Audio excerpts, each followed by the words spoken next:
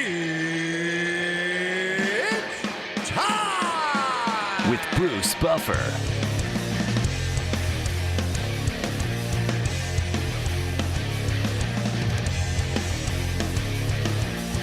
And now, it's time for the voice of mixed martial arts. We are live! It's Bruce Buffer. Bruce Buffer. From the shores of Malibu where the waves are pumping, to the Great Wall of China and back to the streets of Abu Dhabi, Fight Island, where the UFC is coming. We are live. This is It's Time Radio, the show we talk about what you think about but may be afraid to voice. Do not worry, we will voice it for you. We talk about everything, and we have a lot to talk about today. Calling Trump, politics, all the things going on. Sex, drugs, rock and roll, film, TV, UFC, but this show is going to focus on some very important topics today.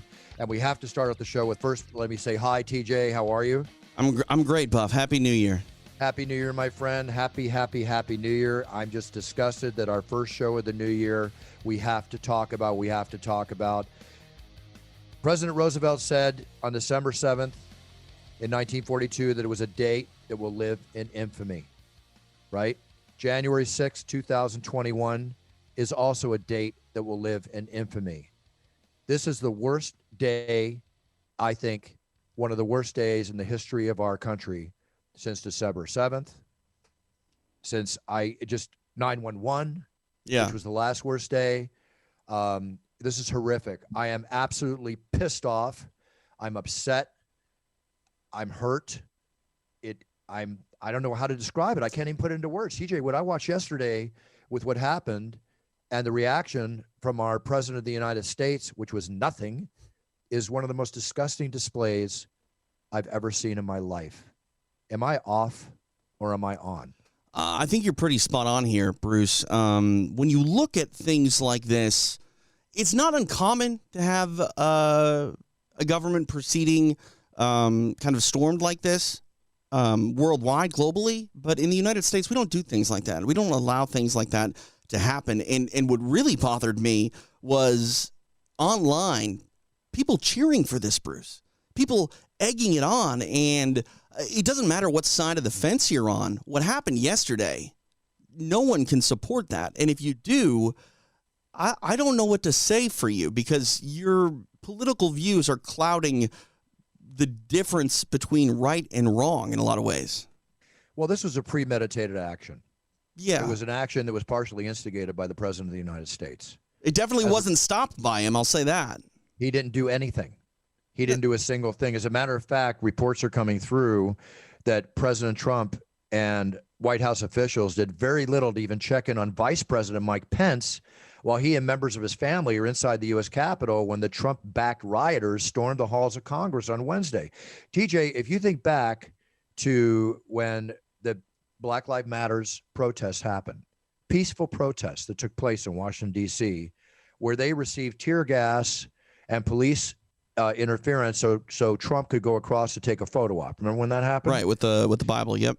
Right, and here yesterday, when there's questions now, people are calling for the resignation of the Washington, D.C. police chief. So far, cabinet members, one of the Trump cabinet members has resigned. The House Speaker has called for resignation of the Washington State police chief.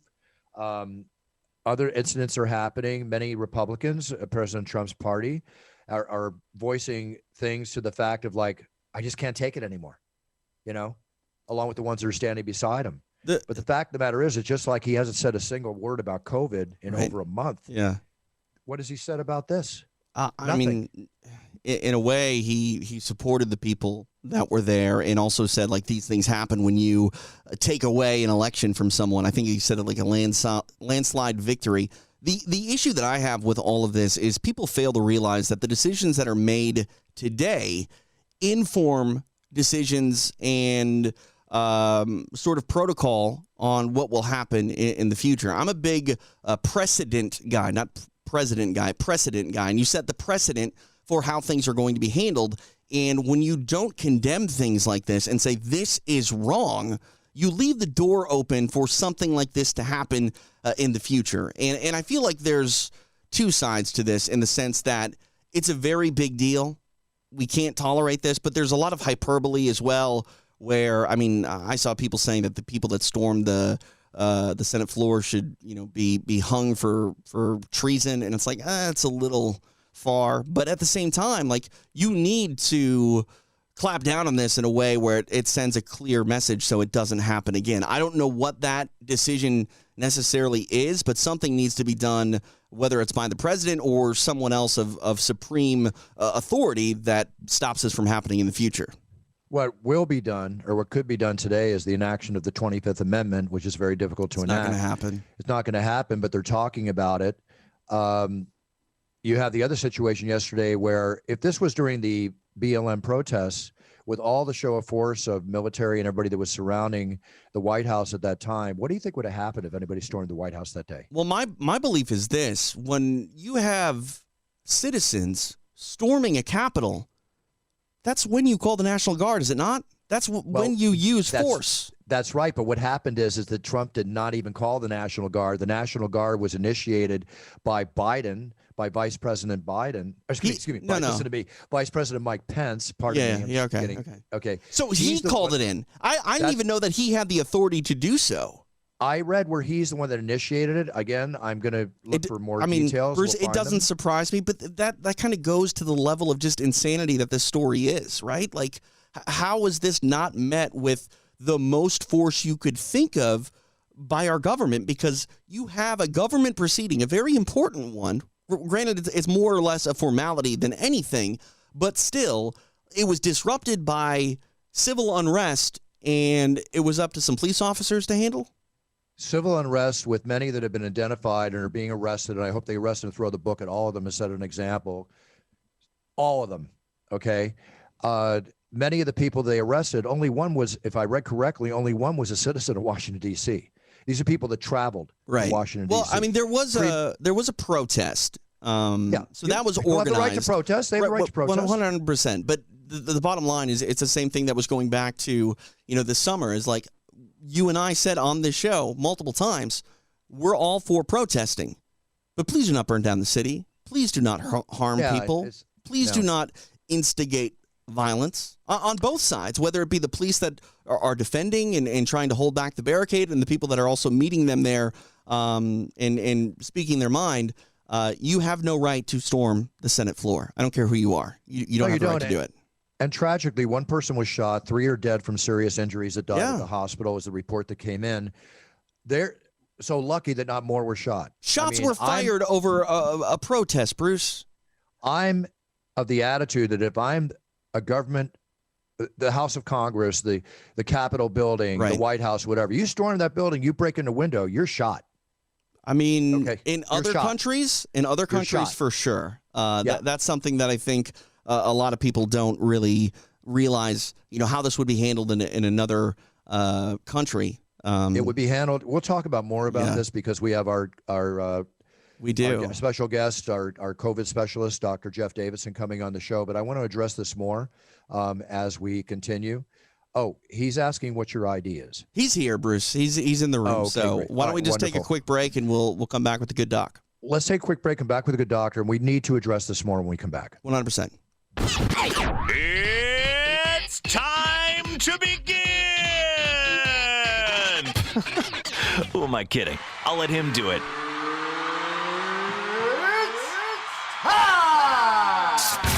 Now, back to the voice of MMA, Bruce Buffer. And we're back with Dr. Jeff Davidson, the doctor to the stars, the doctor to the star fighters, the doctor to the NFL, the doctor to the UFC, the doctor to emergency hospital in Vegas, the doctor to God knows how many other people. Let's face it, he's a doctor. And we're going to talk to him about COVID-19 updates and what's going on. And he's going to share with this show. And we're going to continue our conversation on the horrific activities that happened yesterday in our country's capital. Let's start off. Do we have any good news? But let's start off with news. Hi, Doc. How are you? Hey, good morning to all you guys. Good morning, TJ, and good morning, Bruce. Good morning. Good morning. We were just discussing the horrific things that happened yesterday, Doc. We'll go into it a little more. I'm sure you're as disgusted as we are. But I want to get right to the meat of why I want to have you on. We had you on, I think, early December, last November, during the COVID-19 pandemic, which is doing nothing but raging further and higher and more dangerous than ever. With everything going on, and back then you were like, well, things are okay in Vegas or so. And then I talked to you a few weeks later. Vegas is on fire. Reno's on fire. You're in the front lines. You're dealing with this. Tell us the current state in your mind of where we're at. And also, I understand you got vaccinated, and I would like to know about that, your opinion on that. Well, first of all, good morning, everyone. Thank you for having me back. It's always great to be on with you, Bruce, and with you, TJ, directing us from the background there and telling us when we're working and when we're not working. So it was great. All the Wi-Fi's were up and running. What's the state of COVID-19? Well, the state, unfortunately, is it's very active. Nevada, like probably many other states, is in the midst of what? Second wave, third wave, fourth wave. I'm not even sure what wave. I'm just going to tell you it's very, very full. Most all the hospitals in Nevada, in Las Vegas particularly, are to capacity. Now, we have many COVID patients that have come in with, more moderate and severe disease that are now spending time in the hospital, which then creates a little bit of a capacity issue for all the other illnesses that we genuinely take care of in addition to COVID-19. So I imagine that what Las Vegas is going through is no different than California and many other states. That's the bad news. The other bad news is, everyone's talked about these mutant strains. The reality of this is the coronavirus virus, which has 4 different genera, alpha, beta, and 2 others, typically or routinely mutates every 2 weeks. And those mutations come and go and typically don't cause any issue. And the vaccines that we develop typically cover those very small mutations. It takes really genuinely big variations that catch on in large populations to create a mutant or escape strain that then becomes resistant to the vaccination process that we might be in the midst of.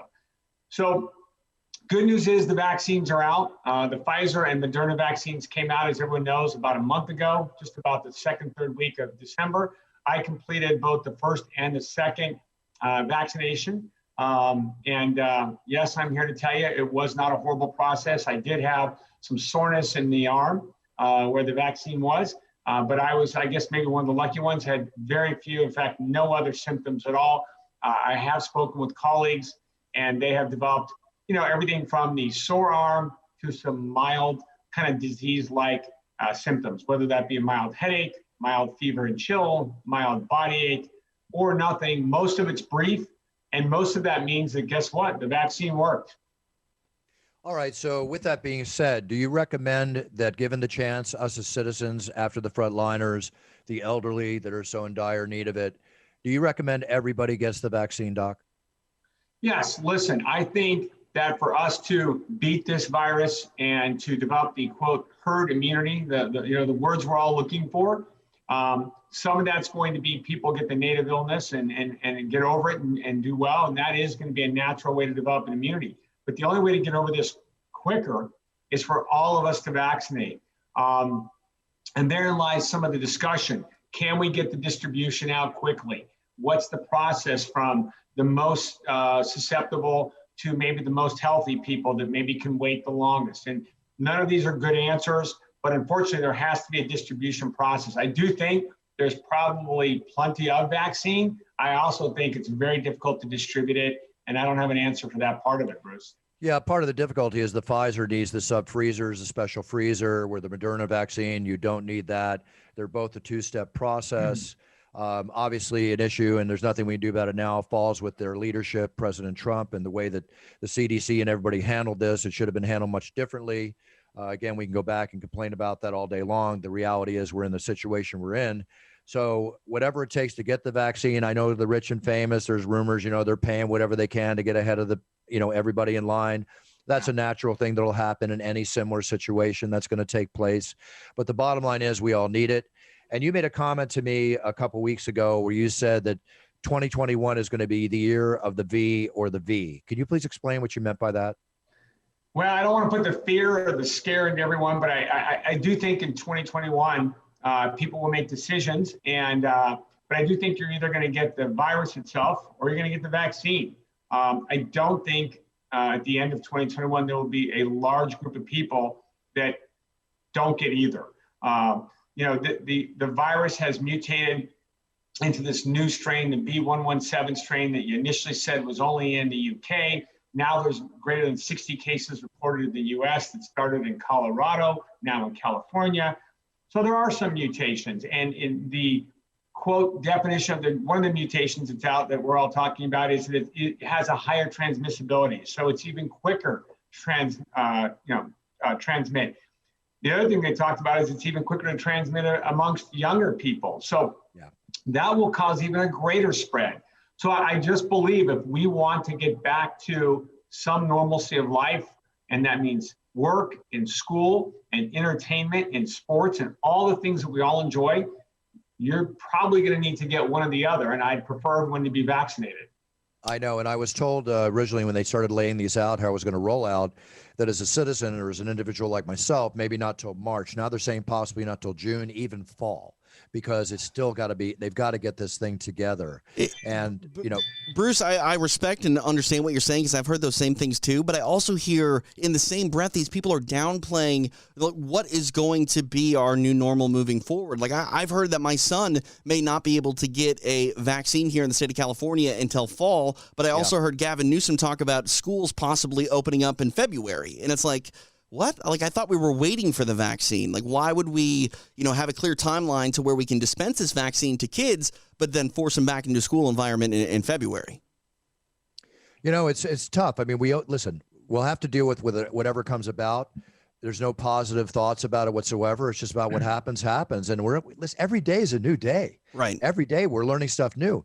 As a matter of fact, doctor, the after effects of the vaccine, people are questioning what could be the after effects. We don't know until they happen. The after effects of COVID, my friends that have had it, one of my friends in particular, very active woman, very active all the time. Now she's almost narcoleptic. She hit 9 o'clock hits. She can't, she's falling asleep. This has been going on for weeks. Pleurisy in her lungs and her heart. Is that going to be forever? Is that going to be for 2 months? Nobody knows. Am I wrong in that? We're learning as we go. And that's I think you're right. Yeah, listen, Bruce, I think you're right. Listen, look how much more we know today than we knew when this all started in January, February, March of 2020. We have a greater care. We have a greater understanding of the transmission. We have a greater understanding of how to prevent. And actually, even as of today, I've been discussing even some more preventative medications or supplements that are being discussed amongst the medical community. So I think, Bruce, you hit it right on that we're going to continue to learn and we're going to continue to improve our outcome. But it will probably take most of 2021 to either vaccinate those that wish to be vaccinated or those that don't may unfortunately, get the actual virus.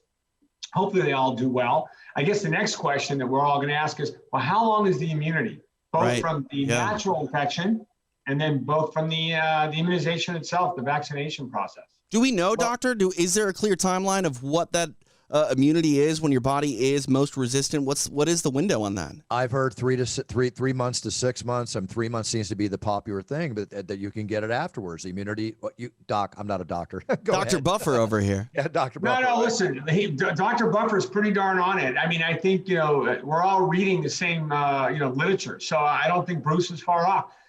Listen, right now the CDC does state in its updates that if you've had the illness, and it does depend on the severity of the illness. So we do think the higher the severity, the more antibody you would produce. And that would make sense, right? If you have a very mild or asymptomatic case, you may not produce as much antibody response within yourself. And if you have a much more severe or critical case, we would expect to have much more antibody produced. But Bruce is right. CDC says for 90 days after an illness, you probably don't have to test because you probably have developed enough antibody and immunity to get through that time frame. Thereafter, no one really knows yet what is the rate of decrease, if there is a decrease in antibody. We suspect there is. The next question is, we just finished vaccinating myself and hopefully millions more Americans will continue this process.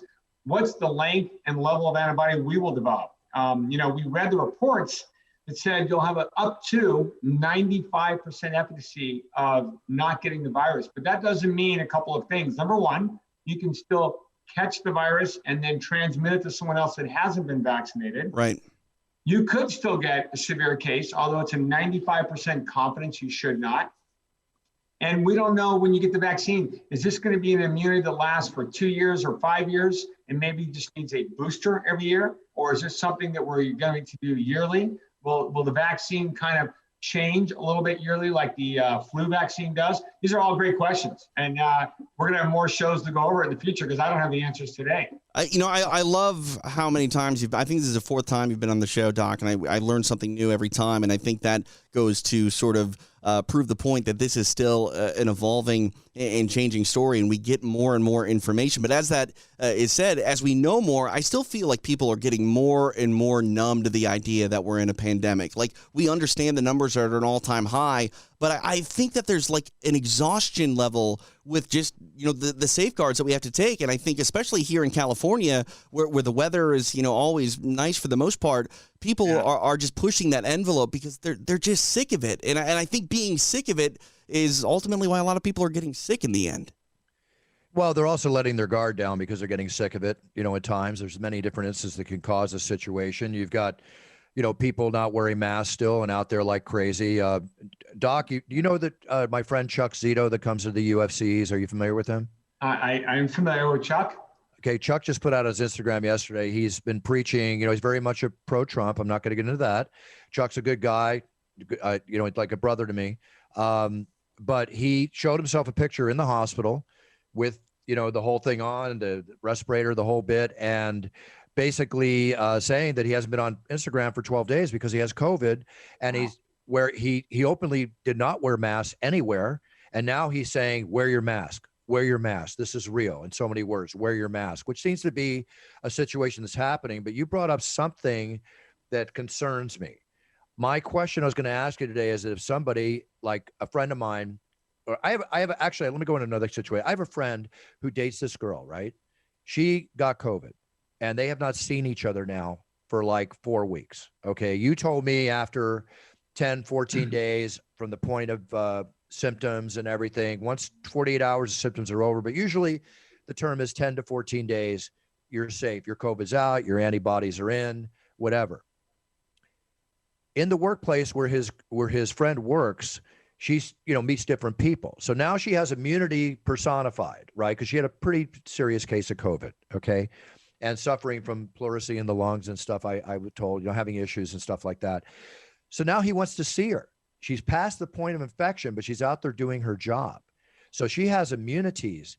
If she comes up against somebody who touches her with COVID, breathes on her with COVID, what should he do? I mean, before she sees him, should she make sure she showers and clean and change her clothes? and will that prevent any transmission? Or can the virus get in somebody that has had it, has immunity to where he can see her and then she transmits it to him, even though she has immunities in her body? Do you understand my question?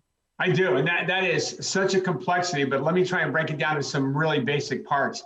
So, we do say that, or we do think that once someone has become COVID positive, and after 10 days, their symptoms have resolved, and we all talk about that 24-hour on the 10th day where no symptoms without any fever-reducing medication or other medication.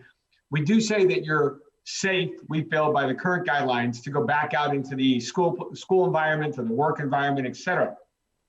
Now, what we found in some institutions where we continue to test, Bruce, obviously in the UFC, that some people continue to test positive for weeks, if not months. And what we all have learned so far, what we think, is that a kind of a dead virus or some particles of virus or skeleton bones of the virus are still being shed, but are no longer contagious after this 10th day. So that's that part of it. The second part of it is that individual would presume to have had some antibody now. They would have developed some antibodies because they had the illness. So you would say, well, they're protected. The third part of that question then becomes, can that individual be exposed, basically contract the illness again, not know it, because now they have antibodies, and then possibly be a spreader to someone else? I think the answer to that is yes. And I think the answer is because it's no different than a vaccinated individual. So I'll use myself as an example. I finished my 2-part vaccination series. After 7 days of the second vaccination, I should be up to this 95%, and I have a pretty good antibody level. That doesn't mean I can let my guard down, because I still got to protect my girlfriend, my kids, people around me, my friends like you, my patients. So unfortunately, mask fatigue can't happen. We got to continue to either continue to be cautious until everyone's had the vaccine, the virus, or both. And that's where I want to hopefully get us in 2021. I've got a bunch of questions. If you don't mind, I'd just like to ask one question. Okay, go ahead, Bruce. I just had one based on the one question I asked previous. So what I told him I was going to ask you this. So what do I tell him? I mean, could he see his girlfriend like normal? You know, what I tell him is I think everyone has to use their common sense. If she is working but using all of the social responsibilities that we're all discussing every day now, like you just said, you do wear your mask even though you have mask fatigue. You do wash your hands, I don't know how many times a day, even though you don't want to because your skin is dry and chapped. If you use all of these social responsibilities, then by our guidelines in 2021 now, we're doing the best we can to prevent a reinfection or a primary infection. And it's no different than like I come home to my family, you know, I think I've been very safe all day. I'm not going to not see my family members that are around me. I'm going to be around them because I feel confident that I've done the best thing I can do to be preventative during the day. Gotcha. So it's just, get back to the same thing, Doc. It's about practicing safety and protocol. I hate to say it, but that's the baseline. You're correct. Yeah. And the one last thing I want to mention before TJ go ahead and ask your questions. We all remember Gilligan's Island. Yeah. Of course. Remember Marianne? Yeah. I heard this. Yes, I heard. She died. She died of COVID. Yeah. And you remember the famous question, Bruce? The famous what? Crush? Question. Yeah. Marianne or Ginger? Thank you. Thank you. That's what I'm here for. That's what I'm here for, Doc. I was kind of a ginger guy when I was a kid, but definitely Marianne as a second date would be great. There you go. Anyway, God bless her and all my condolences to her family. You know, it's not about being famous and suffering from the disease. We are all created equal. It's just somebody we all knew. That's all I'm saying. You know, it kind of is to a certain extent for the greater understanding of COVID and the severity of it. It is about famous people and celebrities because it tends to impact, you know, people that are a lot more numb to this in general. And this is one thing I saw yesterday. Dr. Dre had a brain aneurysm. Yeah. And, you know, ICU beds are very rare. They're scarce here at this point. And I saw people online like going, is he going to be able to be treated? And that was one thing that I kind of thought broke through the guard of a lot of people that don't seem to really care too much about, you know, the state of our, you know, hospital occupancy here in Southern California. But that was one thing that made people go, wait, I know this isn't COVID related, but in a roundabout way it is. Is he going to be able to get the medical care that he needs? And Bruce, I understand what you're saying. We're all created equal. We all need, you know, to be in the same hierarchy for vaccines and things like that. But famous people, when they're affected, make people think. And I think that is vital, especially when we talk about the mask fatigue and the safety and protocol. People are just sick of it for the most part. One thing I wanted to ask. You forgot about one thing. While he was in the hospital, his house got robbed. I didn't know that. Yeah, they totally vandalized his house and robbed him. What is wrong with people? They're assholes. Seriously. There's many assholes out there, yeah. My God. All right. First question. We've talked a lot about the test, Doc, and I know that maybe this isn't the right vernacular for it, but I believe people have a viral load when they have the illness. It's you know, how much they're impacted in their blood. Like when you get tested for COVID, is there a threshold? Like, can you have a certain amount of COVID virus that doesn't mean you're necessarily positive, or does the test show positive for any sign of the illness? So another great question. You know, the PCR test, which is the nucleic acid test, is a little bit to be more sensitive and quote the gold standard as compared to the rapid antigen tests. And the difference being that in the PCR, which is the polymerase chain reaction, and then RT, which means reverse transcriptase testing, they'll take a swab from either the oral pharynx or the nasal pharynx. And really what that analyzer and process does is it takes that viral particle and it amplifies it to a level of which the analyzer can then identify this as a positive or negative. And when I mean amplify it, I mean amplify it. So, one of the reasons for that is, number one, so that we have this giant no miss, right? In the beginning, testing was, we don't want to miss any cases. So you needed this really big net to catch everything. There has been a lot of discussion on, are we over testing, or are tests capturing too much, where maybe these individuals don't have these high viral loads, or maybe like it's beyond 10 days and why is it still testing positive? But the answer was, in the beginning, these are very sensitive tests. They were meant to be very good screening tests, and they were meant not to miss anything. So, you have to balance that where we are in 2021 with 2020. The rapid antigen test, a little bit less reliable as far as duration. So prior to the illness, or after about day 7 or 8, as people say, the rapid antigen is not as reliable. But for those first 7 days of illness, it's very good.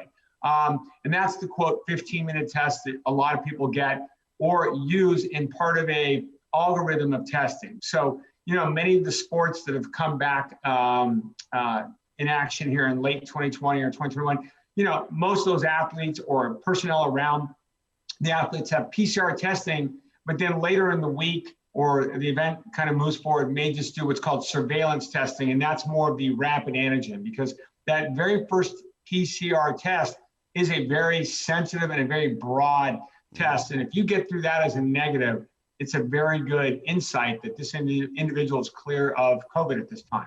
Right. Okay, that's good to know. Another question, I've been to Mexico a few times throughout this pandemic, and I've actually traveled with some people that had COVID prior to going down there. They recovered and were clear. But when they were down there, Doc, they bought the malaria medication, hydrochloroquine, because in Mexico, prescriptions and antibiotics and things like that you can buy over the counter.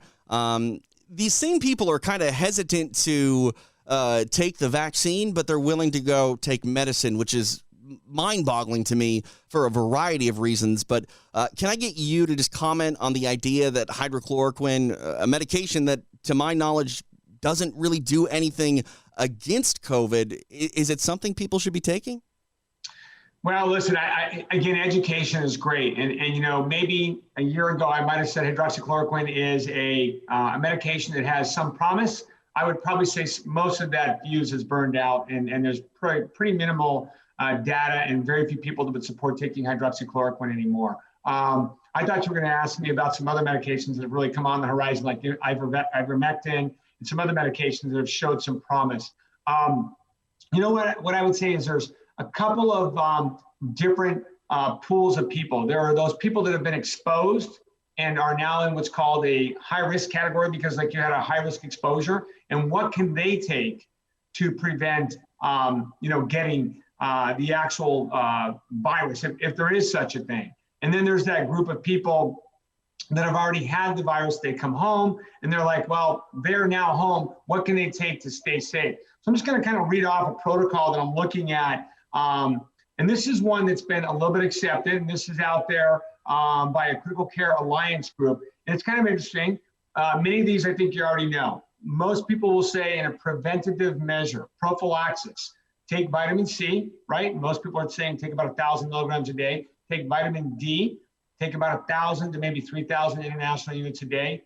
Zinc, we're all taking zinc because we all know zinc's important in our protein. And it does have some antibacterial and antiviral properties, and I think that's great. The dosing's not clear. Most people say, well, just take 10 or 20 milligrams a day. You can actually take up to 50 milligrams a day. And then melatonin. And a lot of people say, well, wait a minute, Doc, I take that to sleep. Melatonin has also been proposed as having some properties that will assist in this preventative. And they're saying take anywhere from 5 to 10 milligrams. I tell people just to take, based on their weight, 5 or 10 milligrams before they go to sleep at night, because of course melatonin can cause some drowsiness. Now, some of the other medicine is called quercetin.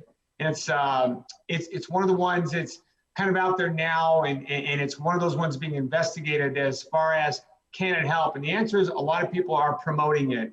And I'll let people look it up and do their own reading, but it's spelled Quercetin. And it is definitely one of those supplements that many people are now promoting as it could be beneficial. The ivermectin is one of those medications that we came across that we've already been using in the past and kind of in a different treatment. And now it seems to have some crossover, like we've learned with remdesivir, which was initially used for other antiviral property, to have some promise in this COVID-19 treatment. So again, education is great. We're moving forward. We're learning more and more. My hope is we all get vaccinated in this year, and there are less and less people that will have to follow these preventative or post-treatment protocols. Final question for me, Doc, if you don't mind, and Buff, I'll let you have your show back. Sorry, but I'm curious. We've talked a lot about mutation, and maybe this is an obvious sort of question, but I'm curious. You know, every virus evolves to some point, and from my understanding, there's always a purpose for a virus to evolve. You know, obviously, if we're vaccinating against something, that virus wants to keep thriving, so it changes its structure and whatnot. But when you look at COVID, is there anything that is unique to these mutations, and can you see, is there any rhyme or reason to what sort of mutations it's going through and what the point of this evolution process is for it? Is it becoming more deadly? Is it becoming more of a problem? Or is it more just it's trying to stay one step ahead of the people that are combating it? You nailed it. So it's just a virus. Viruses don't think. They don't really have any existence without having a host. Right. And so they mutate. They change so that they can continue to become transmissible. And that's what we're all seeing with these genome changes that are very, so far, not too significant. There's been some mutations, and we call them escape mutations. Listen, it's the battle, right? The good and the bad. We're staying one step ahead with vaccine and with medication technology. The virus evolves because it wants to continue to be transmissible. You know, what's going on in the UK and specifically Britain is really interesting. And I touched on this in a meeting I was just in. They're now considering either changing the dosing regimens completely of the Pfizer and the Moderna vaccine, saying, well, could we give a half a dose so that we could get more people vaccinated even quicker? Or could we do one dose and then wait even longer, up to 12 weeks? And the answer to that is that's not how any of the trials were conducted. Right. So we don't have any data to say any of that would work. You know, and in a immunologist and epidemiologist world, they would say that's the worst thing we could do. Now you're giving the virus all kinds of opportunity to mutate and find a way around the vaccine. You know, we all get vaccinated, we create these antibodies. What we don't want to happen is for the virus to find a way around that antibody and change so that we get sick anyway, because then we're back to square one. Exactly. All that does to me, it makes me think about is you're providing a false peace of mind to the American public, but you're not taking care of the problem, right? You're lessening, you're cutting yourself in half, which to me just creates a whole nother slew of potential issues that you'd have to deal with. So stick to the guns, stick to the trial. Look, these vaccines were rolled out so fast. And if you investigate the history of Moderna and Pfizer, you know, one of the things you see, which I'm not saying anything, but I'm going to tell you right now, they have paid hundreds of millions of dollars in legal lawsuits and fines for fraudulent advertising, for you know, all these different things. That's every pharmaceutical company. Every pharmaceutical company. So if the trial is a trial and it says this is the trial, this is the way we just stick to what it is. Let's just concentrate on making as many of these things, and hopefully our leaders will get this thing rolled out the way it should. And they have not done a good job, and hopefully it'll get better. We're living in a state of hope. You know? Well, let me say this about the messenger RNA. So, you know, January 10th of 2020, the Chinese researchers posted the novel coronavirus RNA sequence on a preprint server. January 10th. So literally 3 days from now, a year ago, we knew the sequence, right? Scientists in this country and other countries already have what's called genetic platforms that could rapidly review the RNA sequence. And literally the first US clinical trials for vaccines began 66 days later after January 10th. That's how quickly this technology of this genetic platform was able to advance this over the old traditional platforms of protein-based vaccines, where whatever the organism was, it had to be grown in either an animal cell or a chicken egg. It could have taken months. And then it had to be extracted, it had to be killed or weakened. That's what we call attenuated. Then it had to be purified. It had to undergo extensive testing. And that did take years. And that was the difference between this current technology and what was called protein-based technology. And protein-based technology vaccines are out there all over. That's what polio and that's what the flu are. That's what the hepatitis B and the human papillomavirus virus, vaccines are all produced as. But this new messenger RNA technology or this new genome platform technology is outstanding. The difference is, and the one thing we don't know is the stability of these vaccines. And the first thing that you all know just by looking at it is, well, there must be something that's unstable because if we don't keep it refrigerated at these incredibly cold temperatures, this messenger RNA vaccine breaks apart, becomes basically inactive and doesn't help us. So there is something to that. And I do think, and as I read and learn, that's why you get 2 doses. The first dose of this messenger RNA that you get, it presents to your body uptakes it, it produces this spike-like antigen protein, which is the one that we're also worried about, the S protein, and you produce an antibody to that. But the problem is these messenger RNA vaccines don't last long. So your body doesn't get a lot of time to recognize this foreign protein and make a really big, robust response against it. And so we're worried that maybe the B cells and the T cells, which are part of your immune system, may forget what they just saw. Thus, we give this second dose 20, 25, 30 days later, and we kind of restart that whole machinery again, and we build this memory into our system. And that really is how these trials were based. I've heard a lot of people say, well, why don't we just give bigger doses? Well, that answer is kind of simple. They had to find a dose that created a vaccine and an immune response, but didn't create a lot of adverse effects. No one wants a Bell's palsy. No one wants to have a horrible illness because they got vaccinated. Right. No one wants to have an anaphylactic reaction. So, it's a significant balance. What's the safest dose to give? What's the frequency to give it with what we all hope is the longest response of your body remembering what it saw?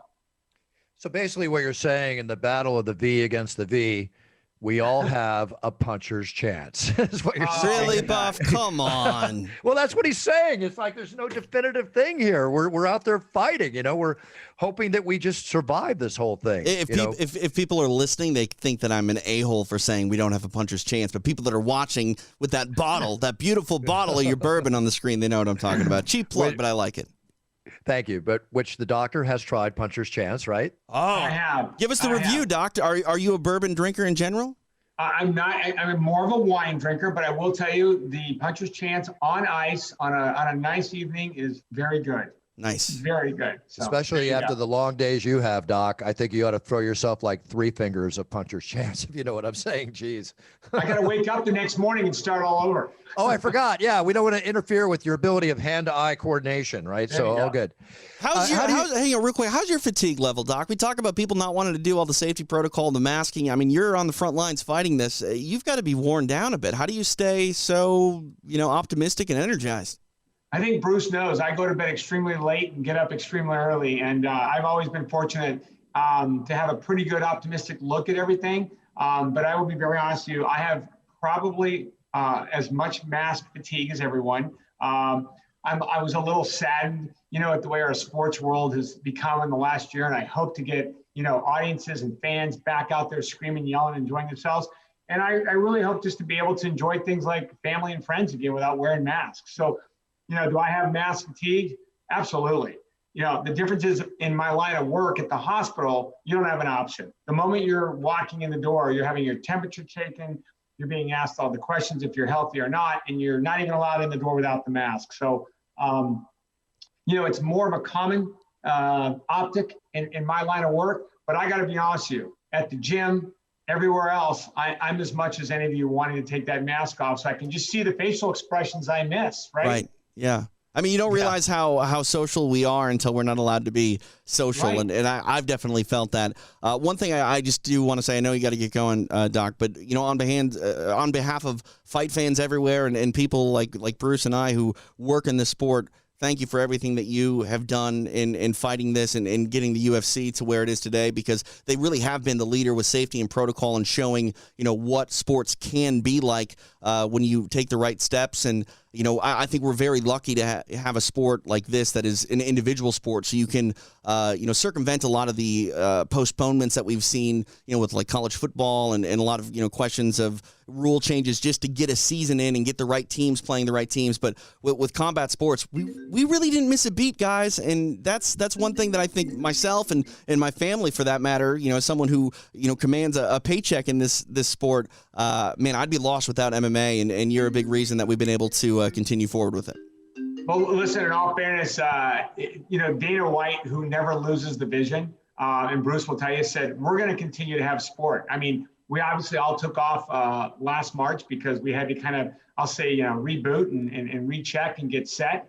But really, Dana had the vision and said, we'll find a way. And he really just challenged us all, whether it was the medical team, the legal team, the coaches, the referees, Bruce, whoever, to just say, we're going to continue. So let's figure it out. And, compliments to the people that have the vision to say, I'm not afraid. You really got to have leaders like that. And he did a great job. And I think, like you said, that showed that other sports, whether they were team-oriented or individually oriented, could also find a way. I mean, did you think we were going to get through the NFL season? I mean, seriously. Amazing. Yeah. Amazing. Did you think you were going to have an Alabama versus Ohio in 4 days? Who knows? Well, with that being said, we're going to sign off here in a minute or so, Doc. We're going to Abu Dhabi. Are you going to Abu Dhabi? This is the last one I will not attend, because now that I'm vaccinated, I think the kind of the guidelines of the international travel will not be so strict with me, and I'll be able to come back into Las Vegas and go to the hospital and do all the other things. So this one I will be watching you guys on the UFC Fight Pass, as I hope you will do well, and I'll be watching. Very cool. I noticed a little increase, it seems, in the safety and protocol we're going to go through this trip. A little tiny bit more than last time. You know what? I think what it is, we adjusted it, Bruce, so that maybe it's not, the testing isn't so, I'll say, drawn out. It's a little bit more time shortened. Right. However, some of the safety measures, just as far as interaction with staff over there, I'm being a little bit more careful because they've loosened up their restrictions. So some of the staff that we will be interacting with over there, instead of being on a 2-week quarantine prior to you all getting there, will not quite be on that same length of quarantine. So I do want everyone to use, as strict a social responsibility as I can institute over there, and still make it reasonable for everyone to have, a reasonably good time and enjoy the sport. Hey, it's a W Hotel. It's a 5-star bubble jail. Can't be bad. 5-star luxurious bubble jail. That's what it's going to be for me for the next 2.5 weeks or 2 weeks. Doc, I really can't thank you enough, as always, for your intelligence, your instructions, your information, everything. It's a lot to digest. In a few sentences, let me ask you, how did you feel about yesterday in the state of our country? Oh, boy. Listen, I don't think anyone wants – here's all I want to see. I always want to see fair elections, and I always want to see a good transition of power. And right. To me, we have to respect all those.